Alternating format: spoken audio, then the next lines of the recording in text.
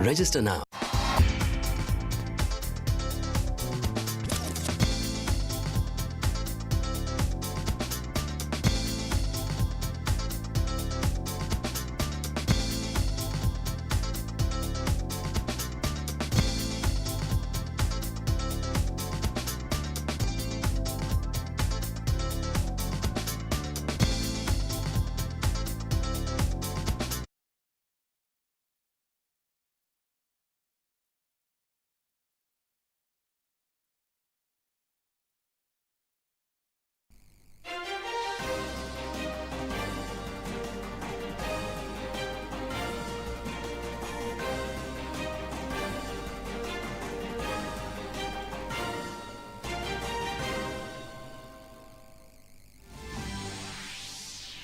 वज़ीर-ए-आज़म नरेंद्र मोदी ने कहा, पार्लियामेंट अहाते में पेश आया वाकया बेहद तशवीशनाक। एक हिंदी रोजनामे को दिए इंटरव्यू में कहा, सियासत की बजाय हल पर दी जाए तवज्जो।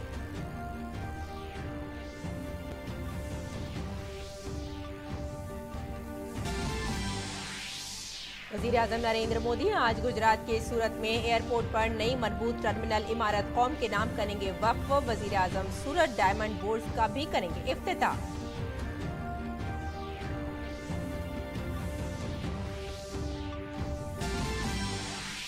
वज़ीर-ए-आज़म नरेंद्र मोदी आज से अपने पार्लिमानी हल्के वाराणसी के 2 रोजा दौरे पर रहेंगे। वज़ीर-ए-आज़म आज वाराणसी में विकसित भारत संकल्प यात्रा में होंगे शामिल। शाम को नमो घाट पर काशी तमिल संगमम 2023 का करेंगे इफ्तिताह।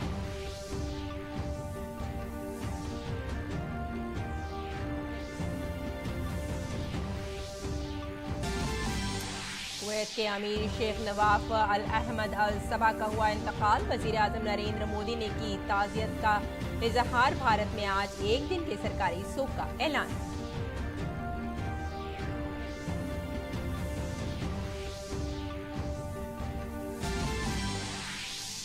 जनूबी तमिलनाडु और केरल में अलग अलग मकामात पर पीर तक भारी बारिश होने का इम्कान। महकमा मौसमियात ने अगले 5 दिन के दौरान सुबह के वक्त पंजाब और हरियाणा में मुतादिद मकामात पर छाया रह सकता है घना कोहरा।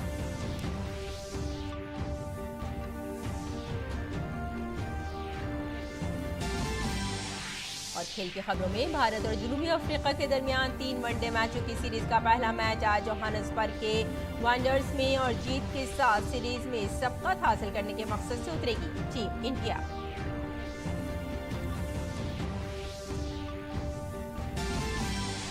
और खेलो इंडिया पैरा गेम्स के पहले एडिशन का अख्ताम आज। 1 हफ्ते तक चले इन खेलों में नौजवान सलाहियतों ने दिखाया दम।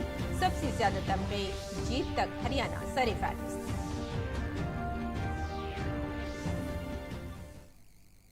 आदाब नाज़रीन, खबरनामे में आपका इस्तकबाल है। मैं हूं आपके साथ रेशमा फारूकी। आइए तफसील से अब खबरों पर नजर डाल लेते हैं और सबसे पहले बात कर लेते हैं वज़ीर-ए-आज़म नरेंद्र मोदी के दिए गए एक इंटरव्यू की। आपको बता दें कि वज़ीर-ए-आज़म नरेंद्र मोदी ने कहा कि पार्लियामेंट अहाते में पेश आया वाकया बेहद तशवीशनाक है। एक हिंदी रोजनामे को दिए गए इंटरव्यू में वज़ीर-ए-आज़म ने कहा कि सियासत के बजाय हल पर तवज्जो देनी चाहिए। वज़ीर-ए-आज़म नरेंद्र मोदी का ये इंटरव्यू के दौरान उन्होंने कहा और साथ में उन्होंने ये भी कहा कि लोकसभा के स्पीकर इस हवाले से पूरी संजीदगी के साथ इक़दामात कर रहे हैं और इसके पीछे कौन से अनासिर कार फरमा हैं, उनके मंसूबे क्या हैं, ये जानना बेहद जरूरी हो जाता है। पार्लियामेंट के अहाते में पेश आया वाक़े की गहराई में जाना बेहद जरूरी है। वज़ीर-ए-आज़म नरेंद्र मोदी ने अपने इंटरव्यू के दौरान कहा कि अपोजिशन को ये भी उन्होंने सलाह दी कि वो मुस्बत सियासत करें। दुनिया की कोई ताकत आर्टिकल 370 को वापस नहीं ले सकती। वज़ीर-ए-आज़म नरेंद्र मोदी ने अपने इंटरव्यू के दौरान ये बात भी कही और 22 जनवरी को अयोध्या में राम मंदिर का इफ्तिताह 140 करोड़ दिलों की खुशी और इत्मीनान का मौका है। पार्लियामेंट अहाते में पेश आया वाकया बेहद तशवीशनाक बताया वज़ीर-ए-आज़म नरेंद्र मोदी ने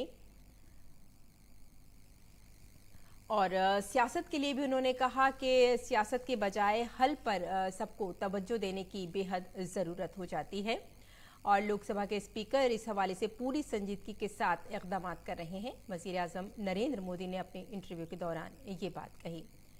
तो ये कुछ खास बातें थी जो वज़ीर आज़म नरेंद्र मोदी ने अपने एक इंटरव्यू के दौरान कही थी। फिलहाल आगे बढ़ते हैं।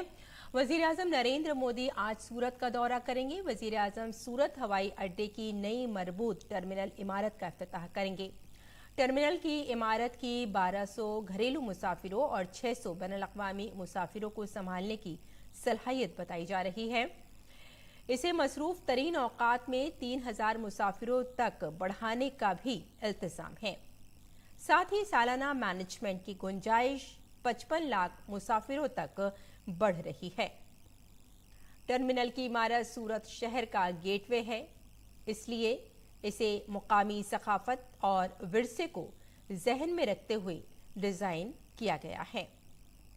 वज़ीर आज़म सूरत डायमंड बोर्स का भी इफ्तिताह करेंगे। ये बैनुल-अक़वामी हीरो और जेवरात की तिजारत के लिए दुनिया का सबसे बड़ा और जदीद तरीन मरकज़ बताया जा रहा है। ये खाम और पॉलिश किए गए हीरो के साथ साथ जेवरात की तिजारत का आलमी मरकज़ होगा। तो सूरत की तस्वीर बदल रही है। हमारे नामानिगार विशाल बैरिस्टो ने एयरपोर्ट अथॉरिटी ऑफ इंडिया के चेयरमैन से बैनुल-अक़वामी हवाई अड्डे के नए टर्मिनल की जदीदकारी और तज़ीनो आराइश पर बातचीत की। मैं इस वक्त सूरत के अंतर्राष्ट्रीय हवाई अड्डे पर हूं और प्रधानमंत्री नरेंद्र मोदी 17 तारीख को यहां पर नए टर्मिनल का उद्घाटन करने आने वाले हैं और मेरे साथ है संजीव कुमार जो कि एयरपोर्ट अथॉरिटी ऑफ इंडिया के चेयरमैन हैं। आइए हम उनसे बात करते हैं और जानते हैं। संजीव जी, किस तरह का ये खास रहेगा नया जो आपका टर्मिनल है? सबसे खासियत बात तो है कि भारत सरकार ने, माननीय प्रधानमंत्री जी ने इंटरनेशनल एयरपोर्ट का दर्जा दिया है। विधिवत नए टर्मिनल का माननीय प्रधानमंत्री जी के कर कमलों से उद्घाटन होगा। इस जो नया टर्मिनल है इसको एथनिक लुक भी दिया गया है, तो उसमें कुछ उसके बारे में कुछ बताइए। जितने भी हम नए टर्मिनलों का निर्माण कर रहे हैं पिछले 2 साल में, उसमें हमने पूरी तरीके से ख्याल रखा है कि जिस देश के जिस भाग में उस टर्मिनल का निर्माण किया जा रहा है, नए एयरपोर्ट का निर्माण किया जा रहा है, वो वहाँ के आर्ट, वहाँ की कल्चर, वहाँ की संस्कृति, वहाँ का पूरी तरीके से प्रतिबिंब साबित हो, जिससे कि आने वाले लोग, वहाँ से जाने वाले लोग, वहाँ के रहने वाले लोग उससे अपने को पहचान सकें और आने वाले लोगों को एक जिस प्रांत में वो आ रहे हैं, जिस शहर में वो आ रहे हैं, उस शहर के बारे में किस तरीके की वहाँ की कला संस्कृति है, किस तरीके का आर्ट एंड कल्चर है, उसके बारे में थोड़ी सी जानकारी मिल सके। दूसरे एयरपोर्ट से, विदेशों के एयरपोर्ट से ज़्यादा सुंदर, क्योंकि इसमें हमारी मिट्टी की खुशबू आती है, अपना एथनिक कलर आता है और नए साल से पहले ये प्रधानमंत्री का तोहफा होगा गुजरात के लिए। कैमरामैन राहुल के साथ मैं विशाल बैरिस्टो, डीडी न्यूज़, सूरत। वज़ीर आज़म नरेंद्र मोदी आज सूरत बैनुल-अक़वामी हवाई अड्डे के नए टर्मिनल को मुल्क के नाम वक्फ करेंगे। इस मौके पर पूरे एयरपोर्ट को सूरत के खास अंदाज में सजाया जा रहा है। हमारे नामानिगार विशाल बैरिस्टो ने सूरत के स्केच पेंटर्स के साथ खास बातचीत की।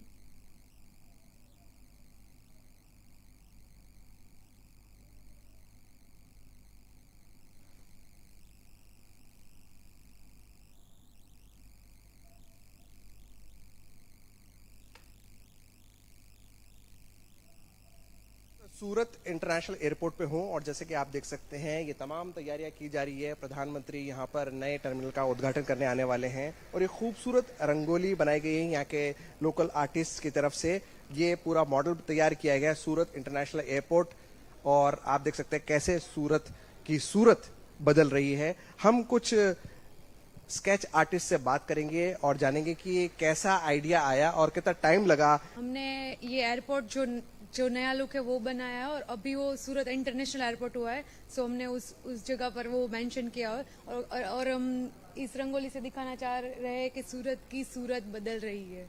कि जिस तरह से सूरत ग्रो हो रहा है तो उसी हिसाब से व्हाई नॉट रंगोली को सिर्फ ट्रेडिशन की वजह से उसको मोर एस्थेटिक व्यू दे पाए, तो वही व्यू लेके हम सूरत को जो भी नया लुक आया है और वैसे भी मोदी जी इधर इंटरनेशनल एयरपोर्ट के लिए आ रहे हैं, तो वही इंटरनेशनल एयरपोर्ट को हम रंगोली की ओर से हमारा जो आर्ट है वो प्रेजेंट करने की ट्राई कर रहे हैं। तो आपने देखा महिला सशक्तिकरण ये दिखाना चाह रहे हैं और किस तरह से ये महिलाएं 2 दिन से लगी हुई हैं और अब ये जो पूरा कॉन्सेप्ट है ये ऑलमोस्ट कंप्लीशन के ऊपर है और कल प्रधानमंत्री आकर इसका उद्घाटन करेंगे नए टर्मिनल का। और आप देख सकते हैं एक खूबसूरत अंदाज किस तरह से बदल रही है सूरत की तस्वीर। कैमरामैन राहुल के साथ मैं विशाल बेरिस्टो, डीडी न्यूज, सूरत। तो वजीर आजम नरेंद्र मोदी आज से अपने पार्लिमानी हलके वाराणसी के 2 रोजा दौरे पर हैं। वजीर आजम आज वाराणसी के कटिंग मेमोरियल स्कूल मैदान में विकसित भारत संकल्प यात्रा में हिस्सा लेंगे और वजीर आजम वहां मुख्तलिफ सरकारी स्कीमों जैसे पीएम आवास, पीएम स्वनिधि, पीएम उज्ज्वला के इस्तेफादा कुनंदगान के साथ बातचीत करेंगे। एक भारत श्रेष्ठ भारत के अपने विजन के मुताबिक वजीर आजम आज शाम नमो घाट पर काशी तमिल संगमम 2023 का इफ्तिताह करेंगे। इस मौके पर वजीर आजम कन्याकुमारी वाराणसी तमिल संगमम ट्रेन को भी हरी झंडी दिखाएंगे। 18 दिसंबर को वजीर आजम वाराणसी के उमराहा में नौ तामीर शुदा सर्ववेद महामंदिर का इफ्तिताह करेंगे। इस मौके पर वो महामंदिर के अकीदतमंदों से खिताब भी करेंगे। इसके बाद वजीर आजम कल अपने पार्लिमानी हलके के देही इलाके सेवापुरी में विकसित भारत संकल्प यात्रा में हिस्सा लेंगे। वो काशी संसद खेल मुकाबला 2023 के फातेहीन के साथ भी बातचीत करेंगे। प्रोग्राम के दौरान वो मुख्तलिफ सरकारी स्कीमों के इस्तेफादा कुनंदगान के साथ बातचीत करेंगे। वाराणसी में वजीर आजम तकरीबन 19,150 करोड़ रुपए की लागत के मुख्तलिफ तरक्याती प्रोजेक्टों का इफ्तिताह और संग बुनियाद रखेंगे। वजीर आजम नरेंद्र मोदी आज नमो घाट पर काशी तमिल संगमम 2023 का इफ्तिताह करेंगे। एक भारत श्रेष्ठ भारत की ये मुनफरिद पहल वजारत तालीम की तरफ से मुनक्किद की जा रही है।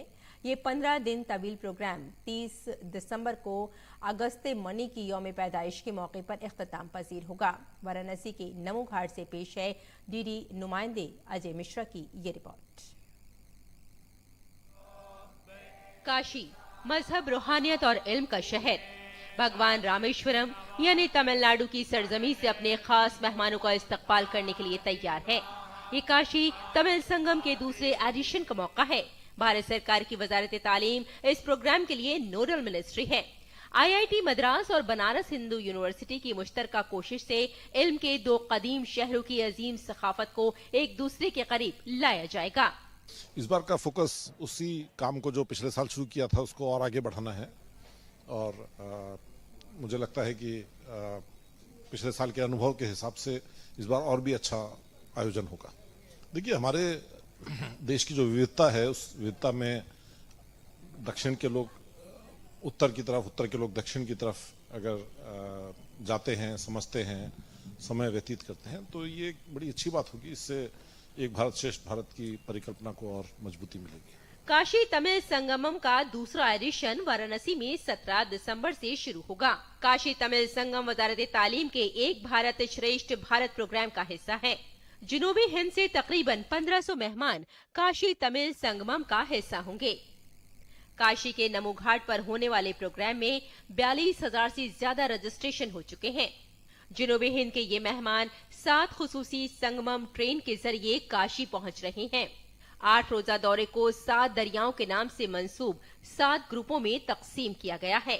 गंगा, सिंध, सरस्वती, जमुना, कावेरी, गोदावरी, नर्मदा ग्रुप काशी यात्रा पर पहुंचेगा। काशी तमिल संगम जो है धार्मिक, आध्यात्मिक, सांस्कृतिक से ओतप्रोत यह संगमम, यह हमारे भारतीय सभ्यता और एकता को दर्शाने वाला है। काशी, प्रयागराज और अयोध्या का दौरा करने के बाद इन्हें वापस भेजने की तैयारियां की जा रही हैं। यहाँ तमिलनाडु और काशी के फन और सखाफत, हैंडलूम, दस्तकारी, खानों और दीगर खुसूसी मसनूआत की नुमाइश करने वाले स्टॉल लगाए जाएंगे।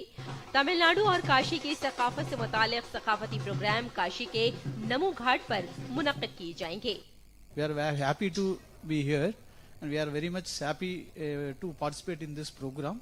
Very much happy, and we have to first thank our Kashi Tamil Sangamam and our Art and Culture Department Tanjore and North Central South Zone Culture Center and Government of India. तकरीब की पूरी मुद्दत के दौरान इल्म के मुख्तलिफ पहलुओं जैसे अदब, कदीम, फलसफा, रूहानियत, मौसीकी, रक्स, ड्रामा, योगा, आयुर्वेद, हैंडलूम, दस्तकारी के साथ साथ इख्तरात, कारोबारी तबादले और साथ में सेमिनार्स, दिगर अगली नस्ल की जदीद टेक्नोलॉजीज पर मुबाहिसों, लेक्चरर्स वगैरह का भी एहतमाम किया जाएगा। अगस्त्य मुनि का बहुत, तमिल का काशी का बहुत संबंध है। महर्षि अगस्त्य जी ने हिमालय से काशी आए, काशी में उनका शिव दर्शन हुआ। शिव जी दर्शन करके बताया उनको कि आप तमिलनाडु जाके तमिल भाषा का व्याकरण लिखिए। तो वहां जाके उन्होंने तोलकापियम नाम का तमिल व्याकरण ग्रंथ लिखा। इस प्रकार काशी का और तमिलनाडु का जो कनेक्ट है, इसमें अगस्त्य मुनि का महान संबंध है। उनका जन्मदिन भी आचरण कर रहे हैं। वजीर आजम नरेंद्र मोदी वाराणसी में सर्ववेद मंदिर के इफ्तिताही प्रोग्राम का भी हिस्सा बनेंगे और विकसित भारत संकल्प यात्रा पर नुमाइश का भी दौरा करेंगे। वाराणसी का नमो घाट काशी तमिल संगम के दूसरे संस्करण के लिए पूरी तरह से तैयार है और यहाँ की जनता प्रतीक्षा कर रही है प्रधानमंत्री मोदी को एक बार फिर से सुनने की। उम्मीद ये की जा रही है कि इस पूरी पहल से, जो कि शिक्षा मंत्रालय की पहल है, एक भारत श्रेष्ठ भारत की भावना को और ज्यादा शक्ति मिलेगी और उत्तर और दक्षिण के बीच और ज्यादा समन्वय होगा। कार्यक्रम है नमो घाट से आरती देखने का, उसके बाद प्रयागराज और रामलला के अयोध्या में दर्शन करने का। कैमरामैन उत्तम सिंह के साथ अजय मिश्र, डीडी न्यूज, नमो घाट, वाराणसी। अगली खबर की जानिब बढ़ते हैं। कुवैत के अमीर शेख नवाफ अल अहमद अल सबह का हफ्ते को इंतकाल हो गया।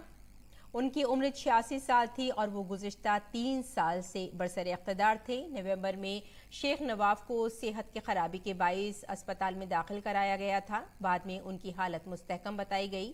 शेख नवाफ को 2006 में वली अहद करार दिया गया था। सितंबर 2020 में शेख सबा अल अहमद अल सबा की वफात के बाद शेख नवाफ को कुवैत का अमीर बनाया गया था।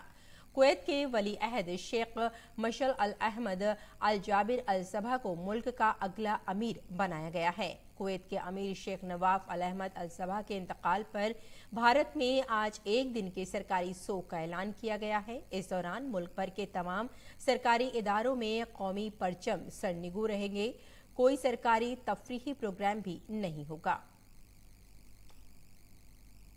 वजीर आजम नरेंद्र मोदी ने शेख नवाफ के इंतकाल पर ताज़ियत का इजहार किया है। एक्स पर अपने पैगाम में वजीर आजम ने कहा कि शेख नवाफ के इंतकाल के बारे में जानकर बहुत दुख हुआ। हम कुवैत के शाही खानदान और आवाम के तई अपनी गहरी ताज़ियत का इजहार करते हैं।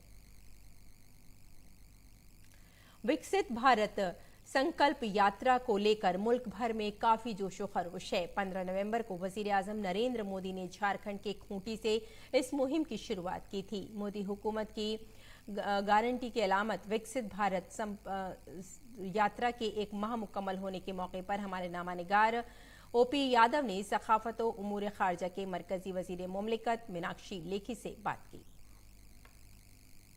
विकसित भारत यात्रा को लेकर देश भर में उत्साह का माहौल है। विकसित भारत यात्रा एक सांस्कृतिक विकसित भारत की समृद्ध यात्रा का प्रतीक है। आप क्या कहेंगे? 1 महीना पूरा हो गया। देखिए, 1 महीना पूरा हुआ और जहां भी हम जा पाए वहां पर जो हमारा फीडबैक है वो यही है कि अति उत्साह का माहौल है। सब लोग जिन को लाभ मिला है वो बहुत प्रसन्न है और जिन लोगों को लाभ नहीं मिला है उनको भी उम्मीद है कि लाभ देने के लिए प्रधानमंत्री जी की गाड़ी आई है तो हमको लाभ मिलेगा। और ये गारंटी किसी और की नहीं, प्रधानमंत्री जी की गारंटी। और दिल्ली में 600 स्थानों से ये यात्रा गुजरेगी और तकरीबन 11 जिलों में इसका अलग अलग जगह कार्यक्रम हो रहा है। तो निश्चित तौर पर एक राष्ट्रीय पर्व की तरह लोगों के जहन में है कि जहां कहीं भी हम लोग जा रहे हैं वहां पर सबका उत्साह जो है वो बहुत अधिक है। सब लोग बहुत प्रसन्न हैं और सब लोग इससे जुड़ना चाहते हैं क्योंकि कहीं ना कहीं उत्साह भी है और प्रधानमंत्री जी पर भरोसा और विश्वास भी है। डोर स्टेप डिलीवरी, हर व्यक्ति के घर तक योजनाओं को लेकर सरकारी कर्मचारी और अधिकारी पहुंच रहे हैं। नए भारत की यह तस्वीर भविष्य के 2047 के प्रधानमंत्री के नए सपनों के भारत को किस तरह रेखांकित करती है? प्रधानमंत्री जी के जो सपने हैं वो वही सपने हैं जो हमारे पूर्वजों के सपने थे, लेकिन प्रधानमंत्री जी ने जिस दृढ़ निश्चय के साथ ये संकल्प लिया है और खुद को संकल्पित किया और पूरे देश को संकल्पित करने का काम किया। विविधता में एकता के रंगों से सराबोर विकसित भारत की यात्रा देश की एकता और अखंडता को जोड़ने का माध्यम बन रही है। ऐसे में एक भारत श्रेष्ठ भारत को लेकर आप क्या कहेंगे? देखिए, प्रधानमंत्री जी ने ये नारा हमको दिया, एक भारत और श्रेष्ठ भारत, लेकिन जब हम इन योजनाओं को जमीन पर उतरते हुए देखते हैं तो हम पाते हैं कि भारत एक और अखंडित तभी रहेगा जब भारत एक हो। जाति में, समाज में बांटने का काम बहुत लोगों ने किया, लेकिन भारत और भारतीय सिर्फ भारत के लिए जीना सीखेंगे और उसी प्रकार से अपने चरित्र निर्माण का हम अगली पीढ़ियों में काम करेंगे तो भारत एक भी होगा और श्रेष्ठ भी होगा। तो देखिए, संस्कृति एवं विदेश राज्य मंत्री मीनाक्षी लेखी, जिनका मानना है कि एक भारत श्रेष्ठ भारत के जरिए विकसित भारत संकल्प यात्रा न केवल देश भर में पहुंच रही है बल्कि आम जन को केंद्र प्रेरित योजनाओं का सीधा सीधा घर बैठे लाभ भी मिल रहा है। मेरे सहयोगी कैमरामैन अश्वनी के साथ मोपी यादव, डीडी न्यूज, दिल्ली। और जयपुर में विकसित भारत संकल्प यात्रा के प्रोग्राम में राजस्थान के वजीर आला भजनलाल शर्मा ने कहा कि हमारी हुकूमत इस बात को यकीनी बनाने के लिए काम कर रही है कि खवातीन और बच्चे महफूज रहें। उन्होंने कहा कि रियासत में बदनुमानी के खिलाफ जीरो टॉलरेंस की पॉलिसी पर काम करेंगे। महिलाएं और बालिका, उनकी सुरक्षा सुनिश्चित हो, निश्चित रूप से हमारी ये सरकार इसके लिए काम करेगी। यही नहीं, मैं आपसे कहना चाहता हूं कि प्रदेश में जिस तरह से भ्रष्टाचार, निश्चित रूप से हम जीरो टॉलरेंस पर काम करने वाले हैं। भारतीय जनता पार्टी जो कहती है वो करती है। और मैं आपको बताना चाहता हूं कि जो प्रदेश के अंदर कानून व्यवस्था, सुरक्षा, ये हमारा संकल्प है। और मरकजी वजारत सकाफत ने केरल के मशहूर तीर्थ स्थल सबरीमला में बद इंतजामी और अकीदतमंदों को दरपेश मसाइल पर तशवीश का इजहार किया है। मरकजी वजीर सकाफत जी किशन रेड्डी ने केरला के वजीर आला पिनरई विजयन को लिखे खत में कहा कि सबरीमला जाने वाले अकीदतमंदों को परेशानी का सामना है। उन्होंने कहा कि अकीदतमंदों की परेशानियों को कम करने के लिए रियासती हुकूमत को चाहिए कि वो मुनासिब तादाद में मुलाजमीन और मंदिर के इंतजामात की देखभाल करने वाले लोगों को तैनात करे। रेड्डी ने कहा कि हुकूमत को ऐसे इक़दाम करने चाहिए ताकि अकीदतमंदों को दर्शन और पूजा के इंतजार में कम वक्त के लिए कतारों में खड़ा होना पड़े। सबरीमला में भगवान एपा की पूजा की जाती है। मरकजी वजीर सकाफत जी किशन रेड्डी ने कहा कि कुछ रिपोर्ट्स में सबरीमला में दरपेश मुश्किलात का भी इंकशाफ हुआ है और अकीदतमंदों ने खुद उनसे परेशानियों की शिकायत की है। उन्होंने कहा कि भगवान के दर्शन के इंतजार में 12 साल लड़की की मौत की खबर भी इंतहाई तकलीफदेह है और उन्हें इस वाक़े से गहरा सदमा पहुंचा है। उन्होंने वजीर आला विजन से ये बात भी कही कि वजीर आला इस बात को यकीनी बनाने के लिए पहल करें कि मंदिर के अहाते में अकीदतमंदों को बुनियादी सहूलियात फराहम की जाएं। जुनूबी तमिलनाडु और केरल में अलग अलग मकामात पर पीर तक शदीद बारिश होने का इम्कान बताया गया है। महकमा मौसमियात ने आज लक्षद्वीप में भी तेज बारिश का इम्कान जाहिर किया है। महकमा मौसमियात ने कहा है कि आइंदा 5 दिनों के दौरान सुबह के वक्त पंजाब और हरियाणा में कई मकामात पर घना कोहरा छाया रह सकता है। आइंदा 2 दिन के दौरान आसाम, मेघालय और त्रिपुरा में भी घना कोहरा छाए रहने का इम्कान है। कौमी राजधानी दिल्ली में सर्द लहर चल रही है और दर्जा हरारत में गिरावट दर्ज की गई है। और आइए नाज़रीन, अब नजर डाल लेते हैं दिल्ली से शाये कुछ उर्दू अखबारात पर।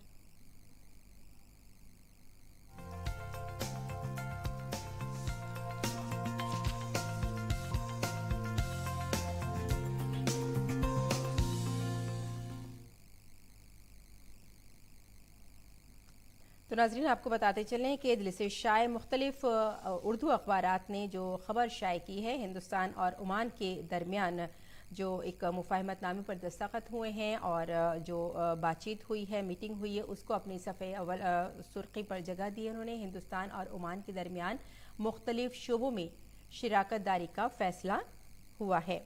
और आइए अब नज़र डाल लेते हैं अगली सुर्खी पर। अगली सुर्खी भी हमने रोजनामा राष्ट्रीय सहारा से ली है। खातून रिजर्वेशन बिल का निफाज 2024 की मर्दमशुमारी के बाद होगा। और मरकजी वजीर खजाना निर्मला सीतारमन ने ये बात कही है। और आइए अब नजर डाल लेते हैं रोजनामा हिंदुस्तान एक्सप्रेस पर। हिंदुस्तान एक्सप्रेस की खबर है कि सर्द हवाओं के साथ शदीद ठंडक की दस्तक, कम से कम दर्जा हरारत 5.5 डिग्री सेल्सियस दर्ज हुआ है और लोगों ने अलाव का सहारा लिया है।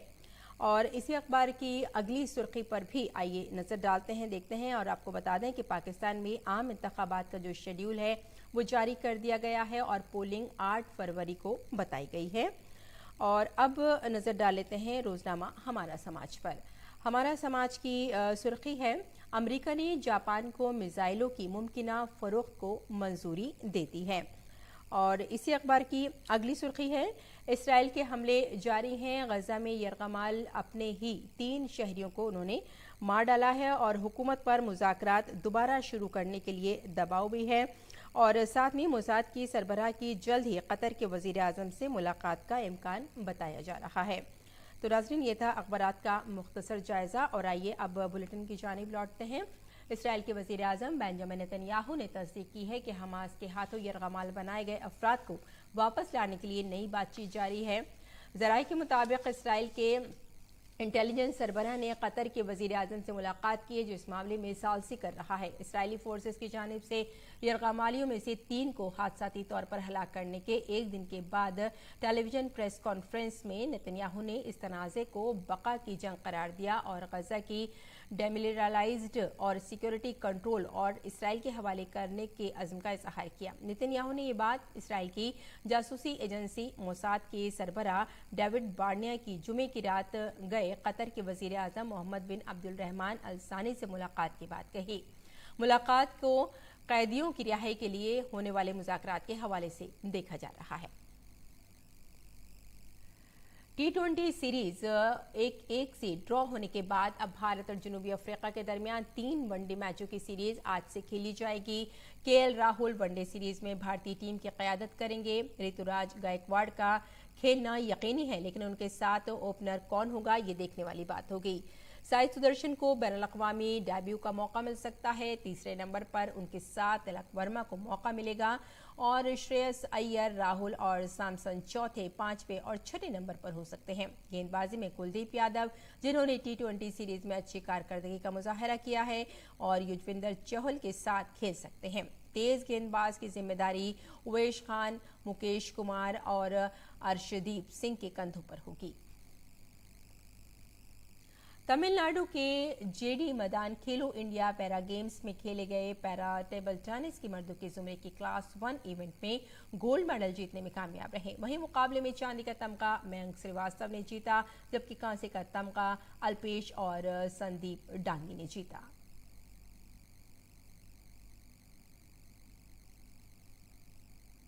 और गुजरात की Sonal Patel para table tennis की खवातीन की 1-3 कैटेगरी में गोल्ड मेडल जीतने में कामयाब रही। मुकाबले में चांदी का तमगा बिहार की विद्या कुमारी के हिस्से में आया, कांसे का तमगा राजलक्ष्मी और अरुणा ने जीता।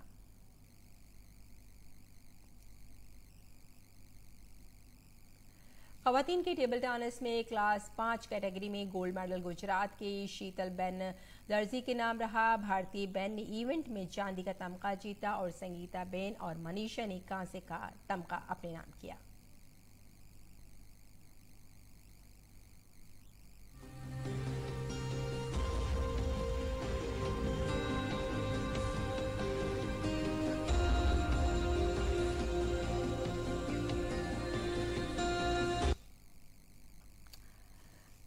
तो नाज़रीन, खबरनामे में फिलहाल इतना ही। इजाजत दें, आदाब।